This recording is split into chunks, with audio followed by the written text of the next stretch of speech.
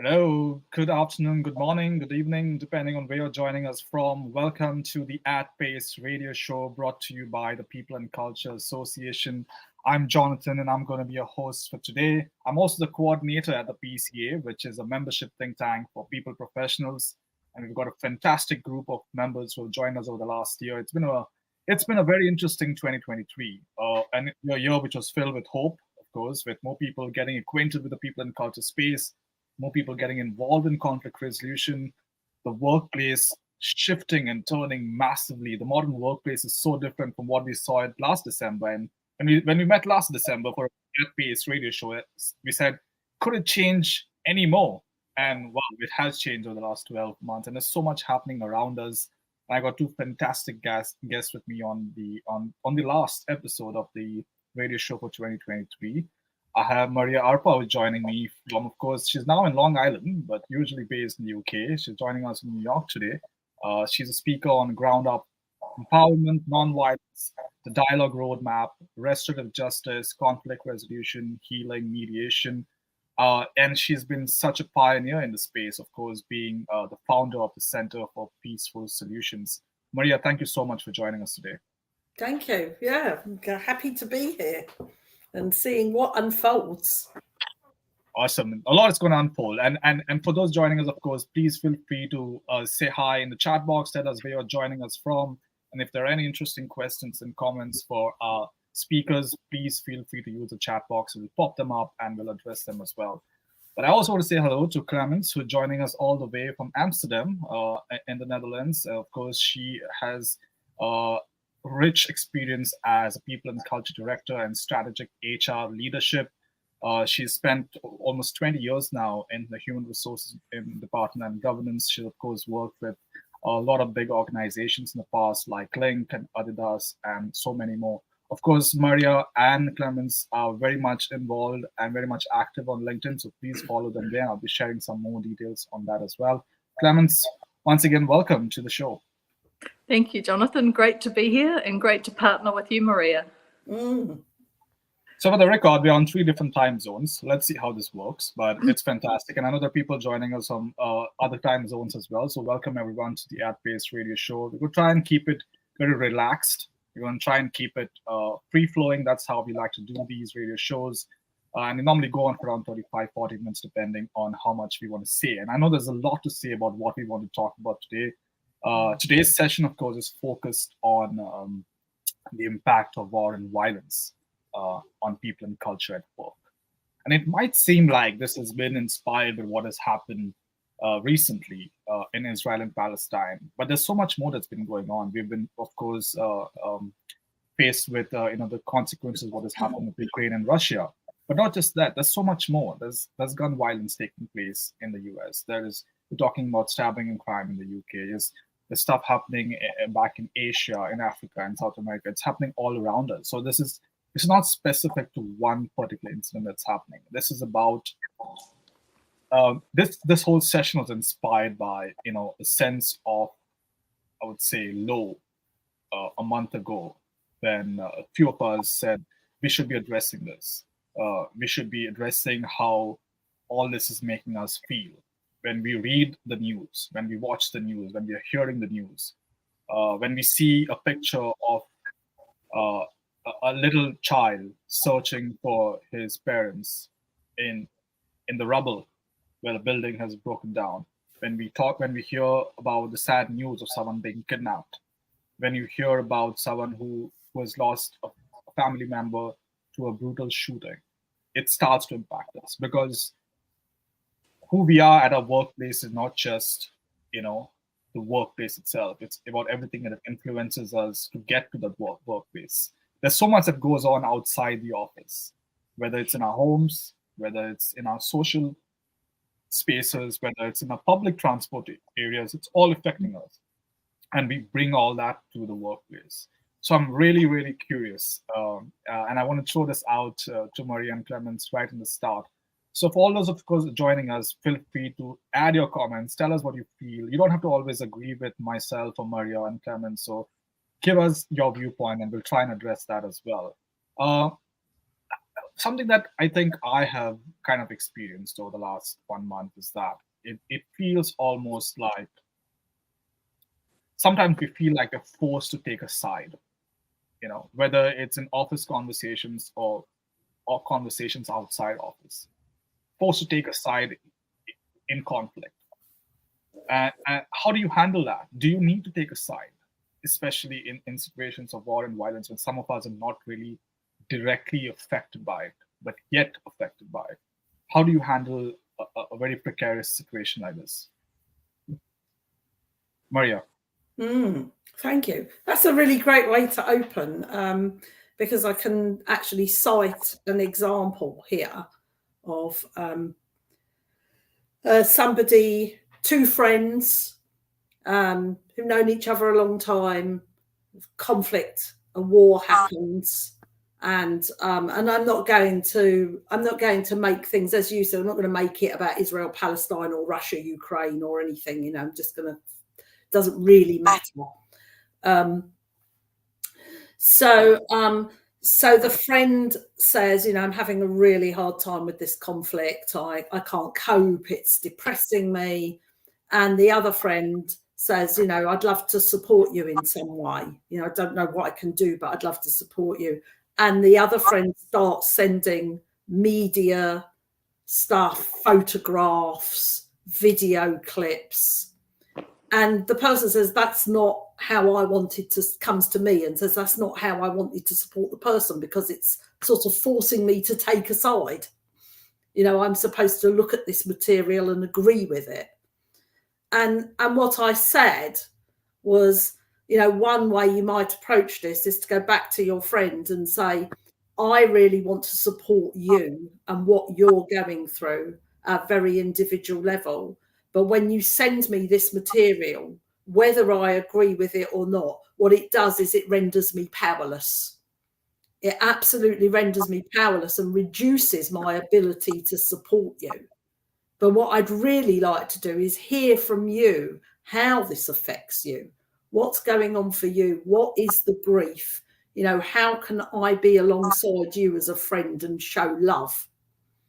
And so for me, that really epitomizes this idea of where we're being forced to take sides, as well as, in some institutions, I know that there are whole departments that are trying to put out a corporate message, and then there are people having to toe a line because their careers are at stake. And, I actually know this. I'm not going to name institutions or people, but I know it's happening. And there are people saying, what can I do? I disagree with this, or this isn't where I'm, but if I were to speak up, it could affect my career. Mm-hmm.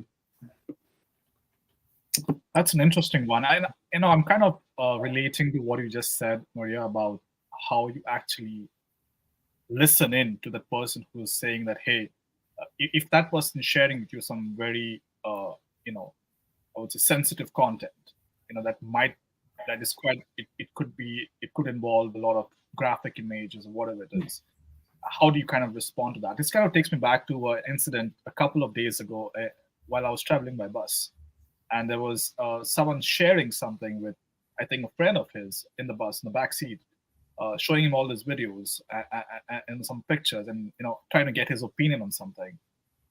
And the other person just simply said, how do you feel about all this? That was it. And I was like, wow, I'm not sure whether you're a conflict resolution trained professional, but, to even hear something like this from, someone who's probably had a very long day at work, and still had the right temperament to kind of ask you that question back. I think that's fascinating. And I wish this would be something that we kind of all try to do in our day-to-day life. It's tough to do that because there's so much happening there. Clemence, over to you. Yeah, thank you both. For me as a psychologist, the first thing that comes up in this is that we're now living in an age where we consume war through social media. Previously that wasn't the case, right? Yes, you would have things on the news networks that were filtered, that were made to be less traumatic shall we say.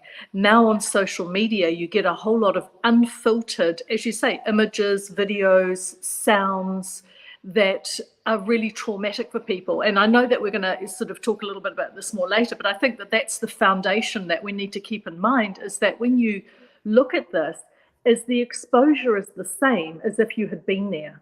For many, many people, when you see these videos, when you hear these sounds, when you experience these things through social media, and you may not have chosen to view it, right? With the news, you can switch it off. Right? Back in the old days, for those of us who are been around for a while, you could switch off and choose not to watch that. With social media, it comes up. It comes up in your friends' feeds, as you've said, Maria. It comes up in all sorts of different places. And I think that's the first thing that we need to recognise when you look at things from a people and culture and organisational perspective, is people are bringing this to work. People are seeing this at work. People are engaging with it, as you say, on a bus, on a train, somebody who's sitting next to you. And the most important thing is around understanding that we're human, no matter what environment we're in, whether it's home or work, we're ultimately human. And the need, I think it was Jacinda Ardern, who, you know, I'm a Kiwi, you can hear my accent. She was our Prime Minister. You know, she said one of the most important things to remember in times of war and conflict is kindness. And I think that's what you were saying as well, Maria and Jonathan, is the need to try and cut away from the politics of something and say, well, how are you? How are you feeling? What's keeping you awake at night?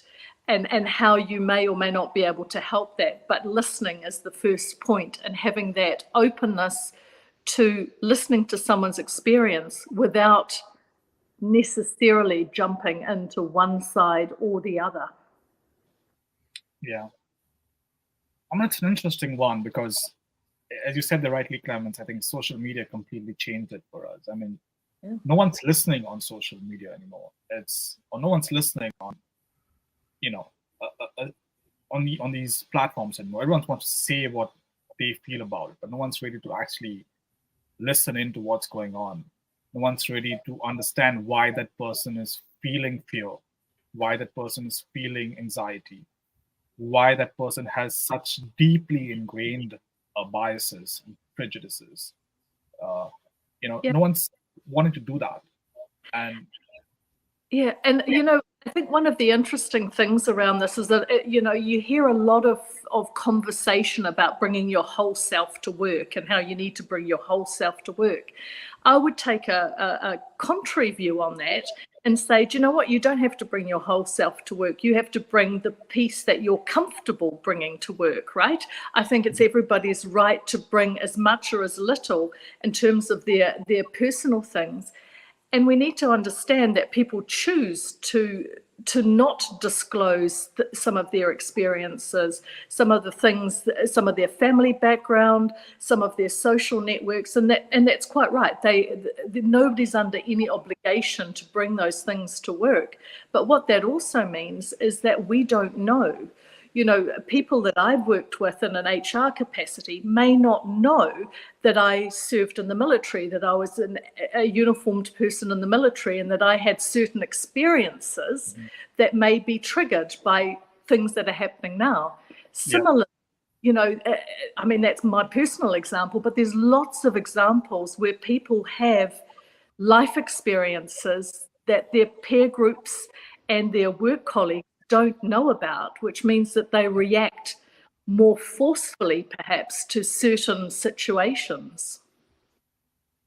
Yeah, it's an interesting one.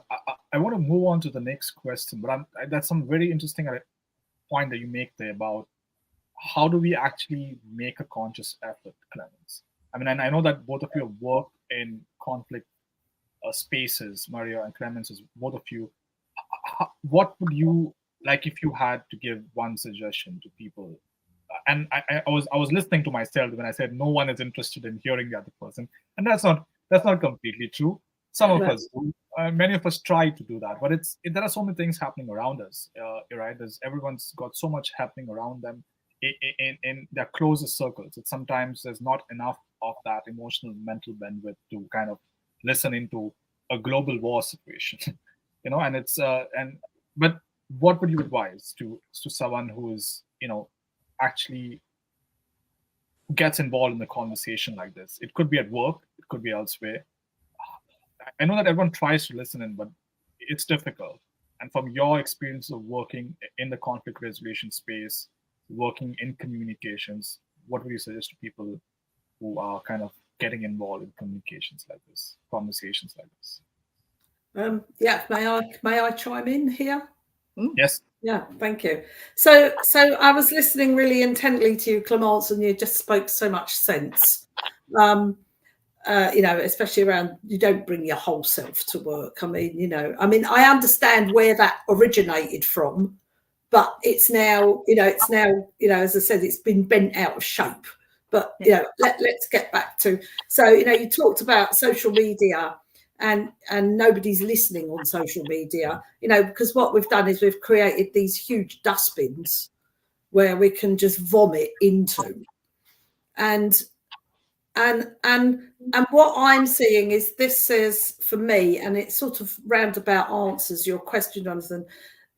What we are really bad at doing in communities and groups is mourning. When we see people hurting each other, right?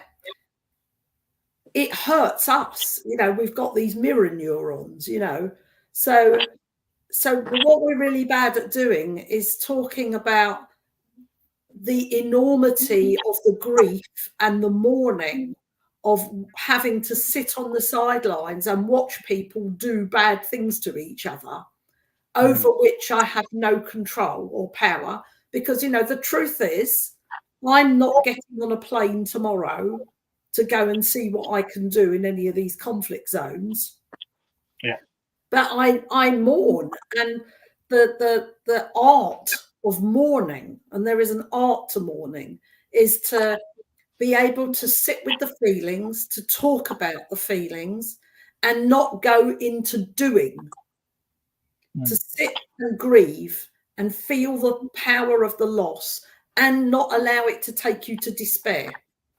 So there is an art to mourning, which is about, this is what it is like to be human. In fact, actually recently, as I've been looking at trauma work and incorporating that, what I'm talking about now is, there, even if you're having the best life imaginable, there is a grief to being human.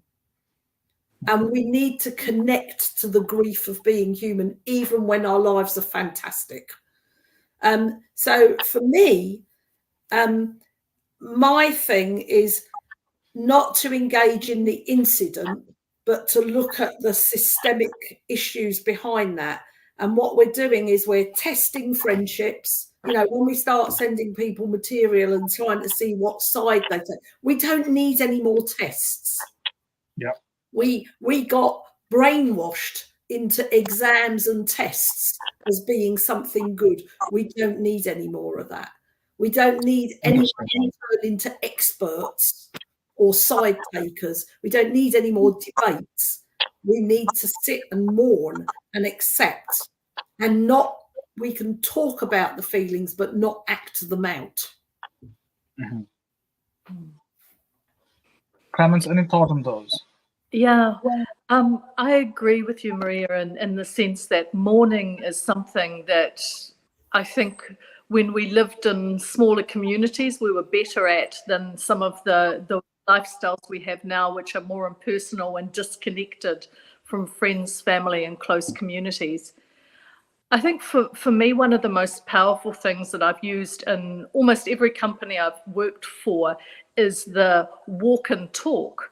And in situations of real difficulty, the walk and no talk, right? Where you just go with someone and be with someone, and you go for a walk, you take it outside, you take it out of the office, and you may talk, you may not, but just that opportunity to, literally, it's time out, it's that ability to say, do you know what, I'm overwhelmed right now, I can't cope with this.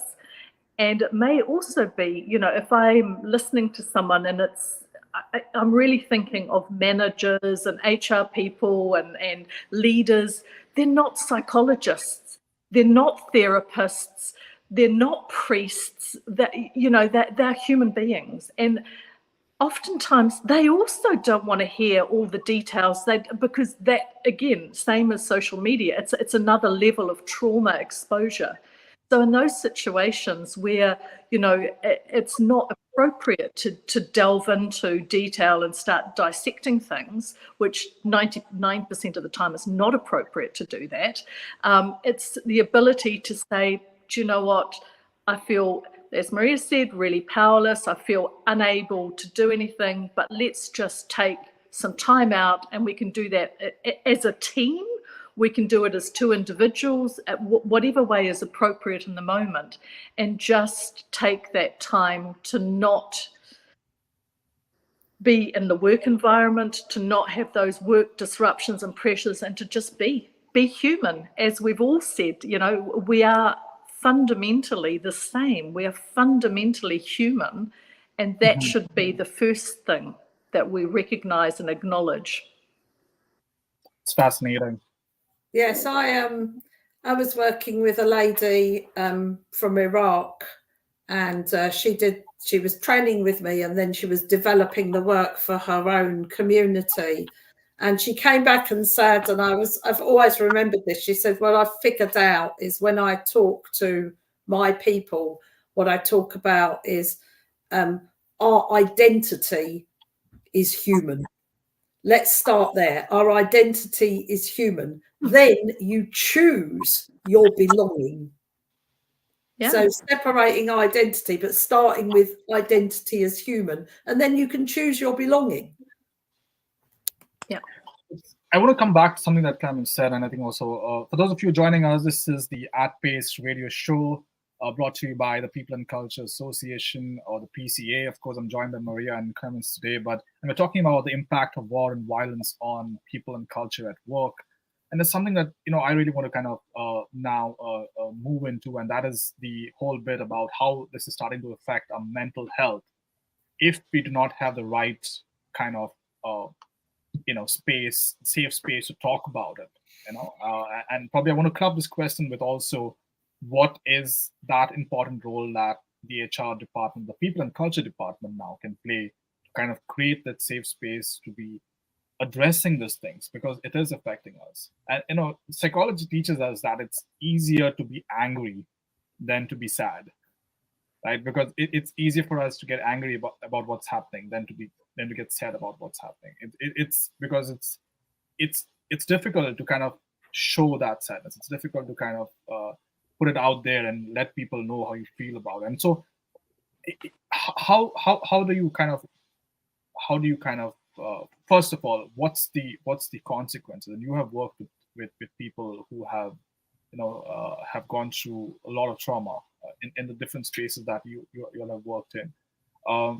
What is the impact of not being able to actually express what you feel about a certain situation developing around you, and how can People and Culture officers can actually play a part in creating safe spaces for that expression to come through? Yeah. Shall I hop in first this time? Is that okay? Yes. Yeah. Look, I think that there is a real pressure on people and culture leaders to step up. As soon as there's anything to do with difficulty, conflict, and I think that's the first mistake, because I think that it needs to be the senior leadership collectively that respond.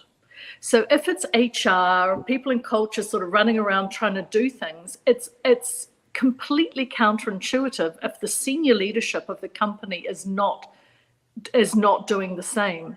So an example of this was in a previous employer with when the conflict happened in Russia and Ukraine, and we had staff and personnel of both cultures and in both physical locations, right? So we were in the situation then that we're an employer where we have people who are absolutely immediately impacted. The first thing is safety, right? As a company, sorry, my dog is going in and out of the picture. Okay, he's part of the guest list. He's part of the guest list. Yeah, so, I think the first thing is to ensure the safety of people. And interestingly, that's not as simple as you would think either, right? So we, in that particular situation, our first response was to contact all of our personnel in those 2 physical locations and had the conversation around safety and extradition, bringing them out. Now, some people don't want to be brought out. Some people want to stay. And again, that cannot be a company choice. That has to be the choice of the individual with their family. That's not a commercial decision. To trade or not is a commercial decision, but to pull people out or not is not a commercial decision. So I think there are real layers of complexity in that. And what we did in that situation was had a town hall with the senior leadership as a team saying, this is deeply distressing. We are doing everything we can to ensure the safety of our people. Some of our people have chosen to come out, and we have safe havens set up. And in our case, that was in Sweden and in the Netherlands to bring people to. People opened their homes, and there was a lot of stuff in the background around that. But some of our colleagues have chosen to stay and support their families and for their own reasons, which is their own reasons. And we need to support everybody equally, no matter what their decision was to leave or to stay. So for us, that was kind of the first thing.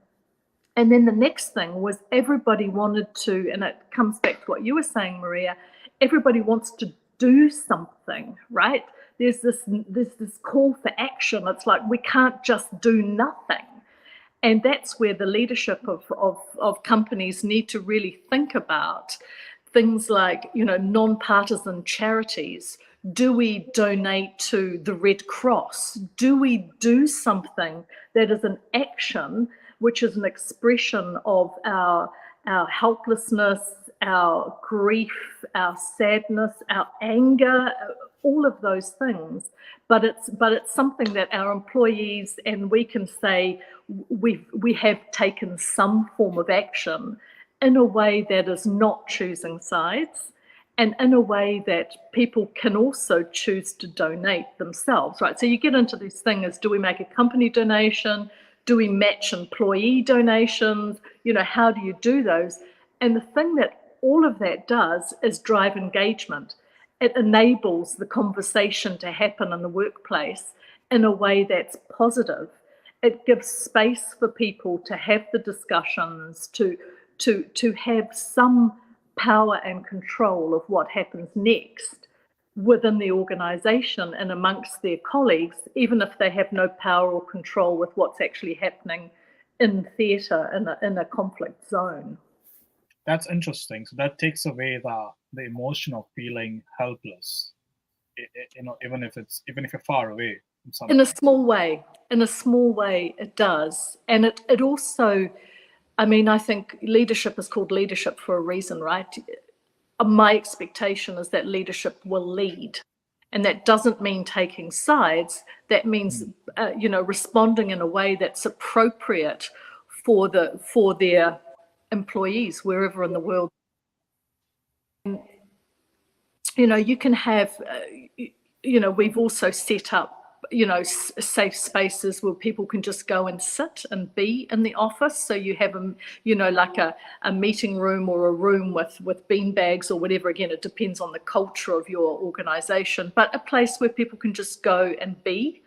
If they're feeling, you have flexible work practices where you say, do you know what, just do what you can. There's no obligation to be here 9 to 5 during this period and things like that. There's lots of things that companies can do that just help people have a little bit of power over their own decision making.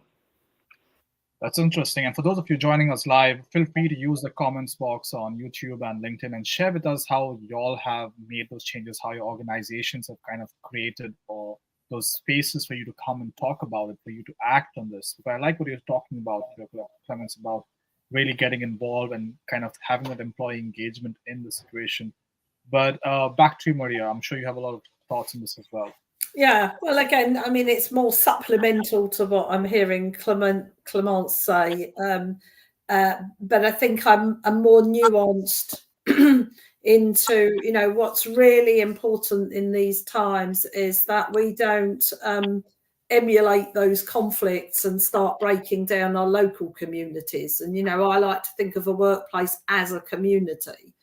And so it's really important that, you know, the leadership, I think, as Clemence says, the leadership needs to set the tone. That's really important. And, you know, I mean, obviously there are some businesses where you can't say, just do what you can today. I mean, we, for example, we support the charity with a small chain of charity shops. And, you know, they have to be open, you know, opening hours are opening hours in retail.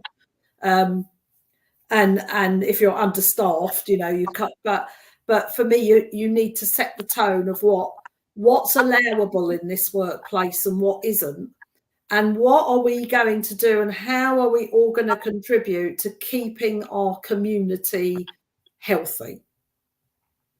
And that tone has to be set in leadership. And then there needs to be and if leadership can't do that, and this is what's really important, if leadership can't do it or doesn't know how to do it, or is also feeling the impact, and I'll give you a really good example in a minute, get help. Get help. There are organisations, there are people like Clemence, there's a Centre for Peaceful Solutions, there are organisations, there's TCM. We can help. We can build the wraparounds that will create the safety. And this is a really interesting example. A small business run by two men who were best friends. However, each of their wives were from other sides of a conflict. So their wives were of the opposite nationalities. And one of the wives, who worked in the business, decided to use the company's social media to promote her side. And her side was the side that was, you know, in the populist way, you know, the one we should all be supporting, you know, because that can happen, can't it? We can all get swept up. And if you try to say something for the other side, you're a pariah. And imagine that, and imagine the effect of that on the workforce. Yeah. And imagine the, you know, so those kinds of things have deep effects and impacts. And I think there's one other thing that I don't think we've really touched on that's really important in any community, is some people are much closer to those wars and conflicts than other people are. You know, so I mean, a really good example in my own family, you know, my husband is Jewish and my son-in-law is Palestinian. And we're having the most amazing and deep connecting conversations.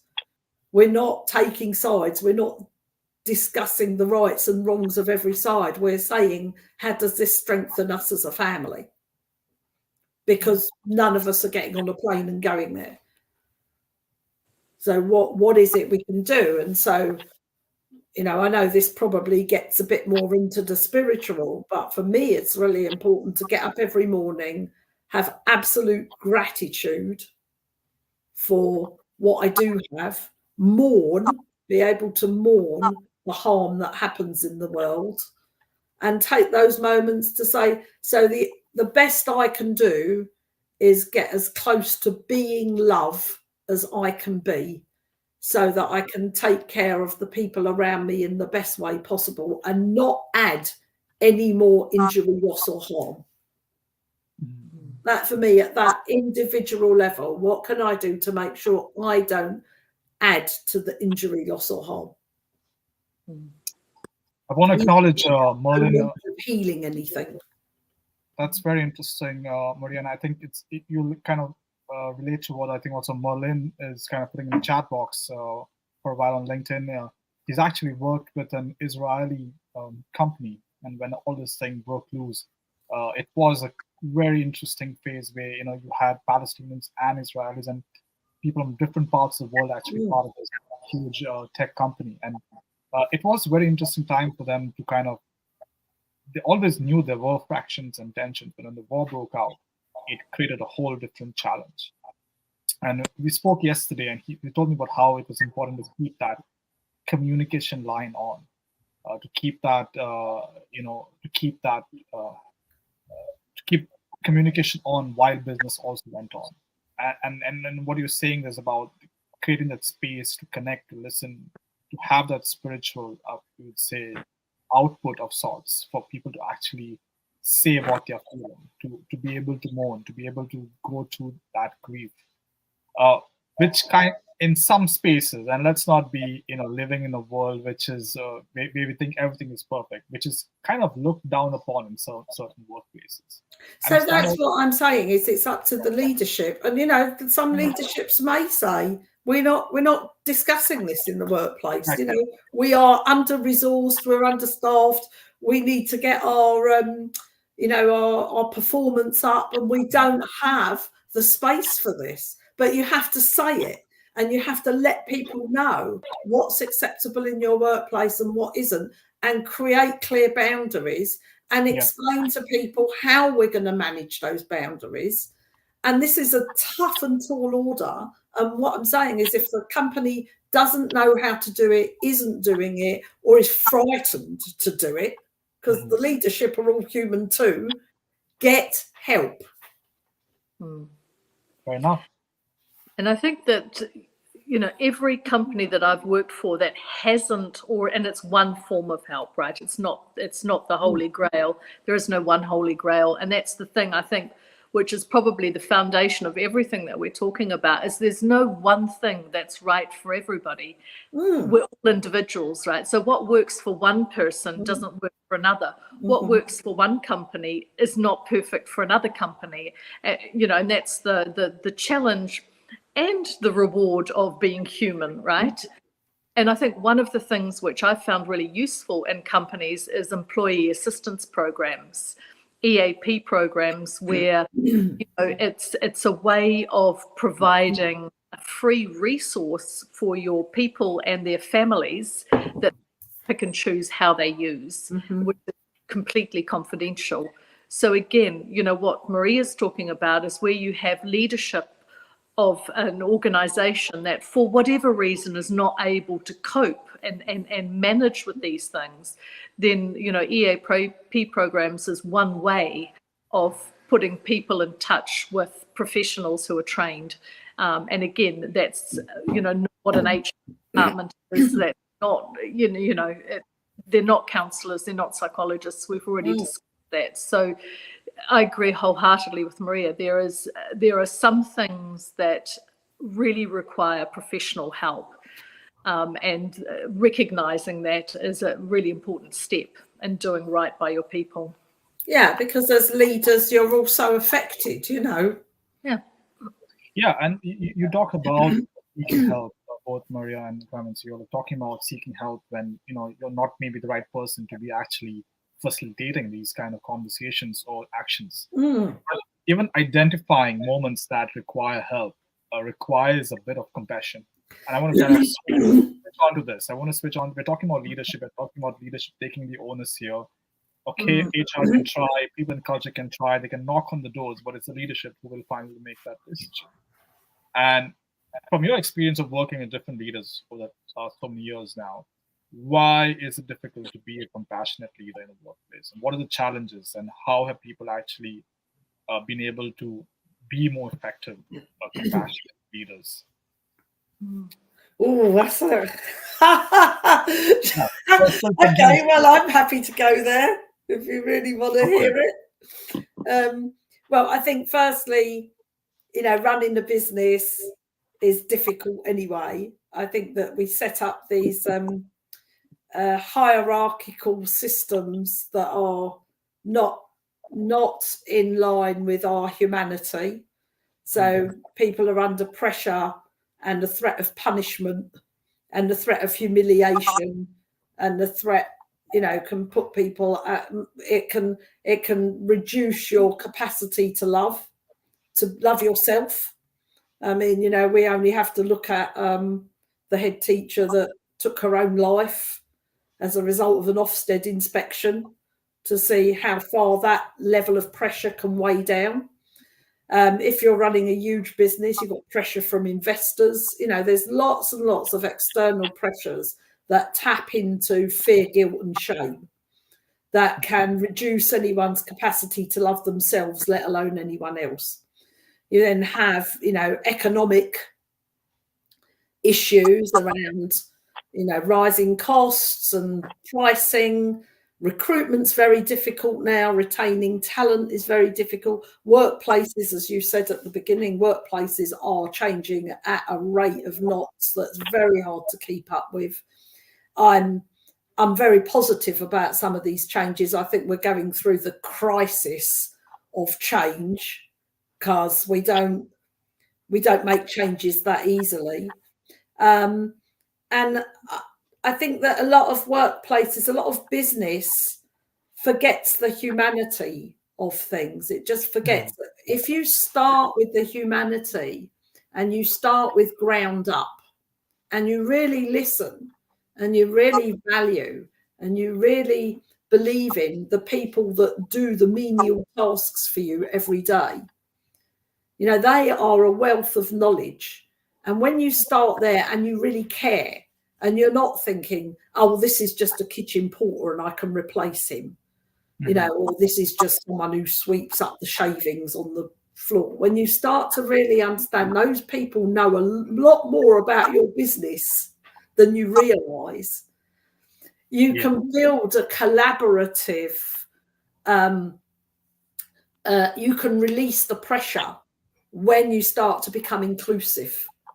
But the minute but to do that requires leaders to give up a little bit of autonomy and power, to give up a bit of control in order to benefit from the releasing of that pressure cooker, that internal pressure cooker, and see that actually we're not islands, we're not in competition with each other.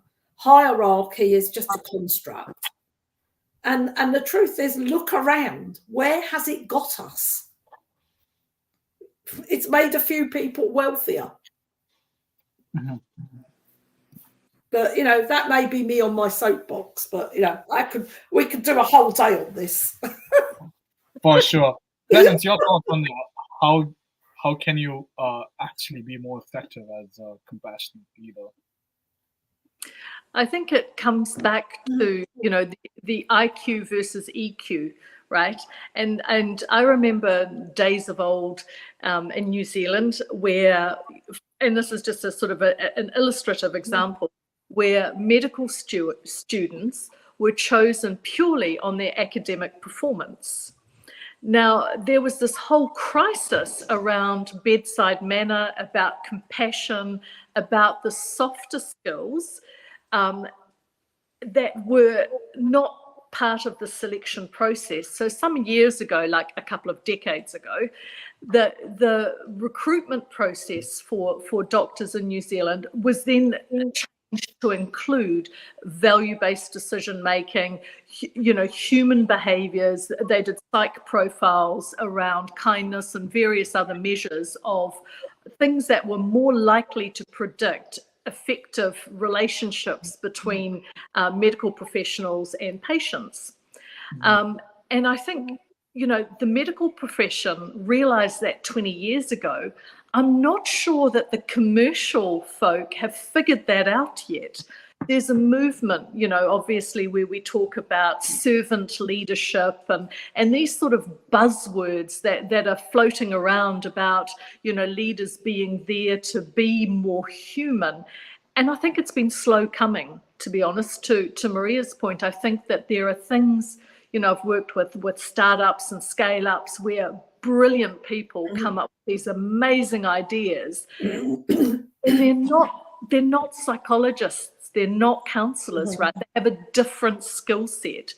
And I think that sometimes as employees also, we forget we forget that our leaders are human, and we have expectations that they're going to be perfect. We have expectations that they're going to do the right thing as we think is the right thing, not what they think is the right thing, you know? So it's kind of a two-way street. And I think that's where, and my soapbox, if we're talking soapboxes, is, you know, diversity. And I think that when you start to have leadership teams that are more diverse, you have company boards that are more diverse, you have mid-management layers of organizations that are more diverse, then you come back to that fundamental principle that we've been talking about, is that first of all, we're human. Before we belong anywhere else or label ourselves in any other way, we are fundamentally human. And I think that when you bring diversity into the workplace and you start to get these different perspectives and different viewpoints, that enables leaders to actually be more human, and it enables leaders to think about things from a more broadly human perspective. So I think we're moving in the right direction. I'm not sure that I buy into some of the buzzwords and some of the buzz terms and you know, those sorts of things that you see a lot on social media, but really fundamentally we are shifting to understand that not only do you get a happier workplace and more engaged workforce, but you also get better commercial performance when you have this diversity and broader perspective. So I think that, you know, there are trailblazers like you, Jonathan, like you, Maria, that are bringing this voice out to say, you know, if we can't sell it from the human perspective, we can sell it from the commercial results perspective, right? Yeah, and it's a very interesting conversation we're having here at the At Pace Radio Show. I think there's an interesting question to kind of wrap this whole conversation up. As we've said earlier, we can go on for hours about this. And there's so much to dive into the psyche, into leadership, into the people in culture space. But the question that's coming to me privately is, how do you deal with a leadership that is not being able to kind of relate to the atmosphere in the workplace, or the tension in the workplace because of what's happening around? And how do you kind of make an impact? How can you approach? How can you make a change when you seem to be the only person who's kind of going through the struggles? And there's relevance to this question because a lot of people spoke about when the war did break out, they allowed for more work from home. They created spaces to have separate mental health sessions with professionals. So there were leaders who did take proactive measures, but then there were some leaders who were just stone cold deaf to what the mood and the environment was. So how do you break through a space where you feel you're the only one who's kind of going through that? Yeah. Look, I think that one of the primary catalysts in the positive movement around this, unfortunately, was the death of George Floyd, right? When organisations started to really listen to the ERGs, the employee resource groups, where organisations started to understand that employee opinion mattered. So at the time, I was working for Adidas in the Middle East and India, and we had staff picketing outside the headquarters in the States, our own people picketing our own office. And I actually applaud that. I think that if you are so frustrated with leadership to the point that nobody's listening, employees are more powerful. We are more powerful than we think we are. It's very easy to give away power and say, oh, it's a leadership issue. Oh, it's the CEO's problem. Oh, it's the board of directors.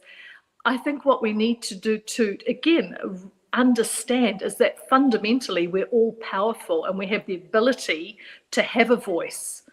And when employees feeling undermined or underpowered or not heard, there is absolutely the opportunity for employees to have those conversations amongst themselves and bring them up to the leadership.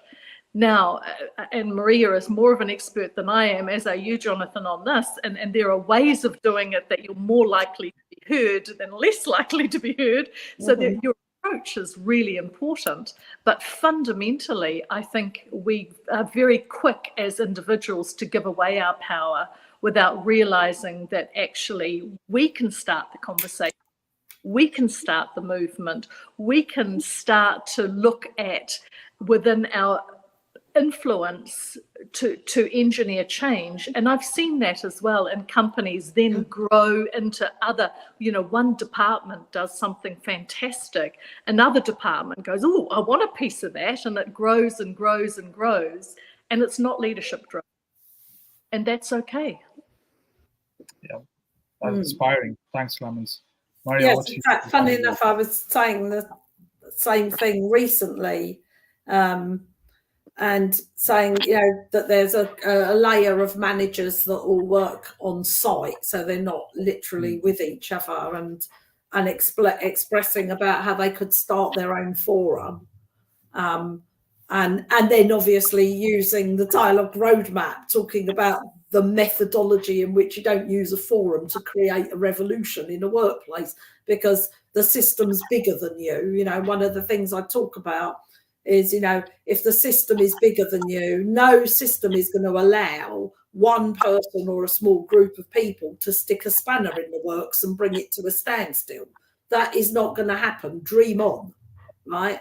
And that's not the place to deposit your frustrations. But there are ways of looking at things that need to change. And one of the things I was talking about was a fast moving business with lots of people being recruited from outside to create change, and then obviously that tension between the people that have been there a long time. And my recommendation, after doing some training, was what you need to do is you need to ask the leadership. It's a request. And it's a continuous request to say, what is the forum and what container are you creating for feedback from those of us who've been there a long time and are seeing things happen that might be useful to know about? So you ask and you just keep persisting. Yeah. And then after that, if nobody takes an action, nobody's interested, then you've got to look at your own position in life, because as you say, we are more powerful than we know we are. And the idea that we have an addiction, it's a whole soapbox again, an addiction to a monthly salary, and we give away pieces of ourselves or destroy pieces of ourselves for this monthly salary to drop in our bank account, is actually soul destroying. Very powerful words. Of course, a lot to reflect on for everyone who's joining us. But I think I really like to kind of conclude this with how both of you have very clearly stressed on the point that the power is still with you. You can be the voice of reason, you can be the voice of kindness, and you can actually find those moments to start initiating that change, at the workplace. For those of you who have not been following Maria and Clemens on LinkedIn and their journeys, do that. This has been a fantastic At Pace radio show. The last episode of 2023. There's so much there to unpack. This session, of course, is going to remain live on LinkedIn and YouTube. Thank you so much, Maria. Thank you so much, Clemens. I think if I want to summarize all this, it's something that I would just put into one little phrase where it's basically listen in to the emotions that the others are trying to share with you about how they feel about what's happening around them. Don't be afraid to get in touch with your own feelings and emotions about what's happening around you. And I've been saying this to a few people of late, that there is, in today's world, we might think that there isn't, but there is still room for multiple truths to coexist. Mm-hmm.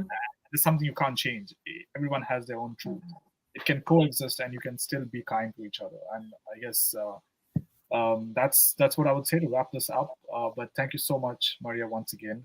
Thank you so much, Clemens. This has been a fantastic At Pace radio show. thank you all for joining us live. And we have something very interesting happening next Thursday, by the way. We're coming out with the annual People and Culture report. We did a study in the summer, had close to 200 people write in and say what is working, what is not working, how have their teams transitioned from HR to People and Culture. And we're going to be speaking about all that on Thursday from 9:30 a.m. to 11:30 a.m. UK time. So if you're there and you can join us live on LinkedIn once again, it will be fantastic. Once again, thank you so much for joining us live, and I'll see you in the new year. Thank you. And thank you, Clemence. Great to meet you.